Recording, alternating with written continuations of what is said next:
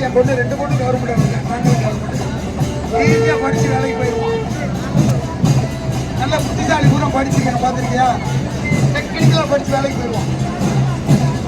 நாங்க படுத்தாலும் சம்பளம், தூக்குனாலும் சம்பளம், லீவ் எடுத்தாலும் சம்பளம். என்ன அரசாங்க வேலை? படிப்பு அவ்வளவு மதிப்புமா? படிப்போட அருமை தெரியாது நிறைய பேர். வாழ்க்கை கஷ்டமா இருக்கு, சிரமமா இருக்குன்னு சொல்லாதீங்க. நீ தான் சமாளிக்கணும். உன் வாழ்க்கை உன் கையில. பழகிட்டேன். பணம் சம்பாதிக்கிறது ஈஸி. ஓடி ஓடி சம்பாதிப்பேன் உழைப்பாளி, உட்கார்ந்த இடத்துலயும் சம்பாதிப்பேன் புத்திசாலி. அறிவுள்ளேயும் பணம் வந்துகிட்டே இருக்கும். கூட்டத்துல ஒருத்தனா இருக்க தனியா இருக்கணும். அதெல்லாம் வெறும் 10வது. எங்க சித்தப்பா சொன்னாரு, உன் மணி ஜெயிலுக்கு போக வேண்டாரு. நான் போலீஸ்க்கு வந்துட்டேன். வந்துட்டானே கெத்தா இருக்கணும். அதான் வாழ்க்கை.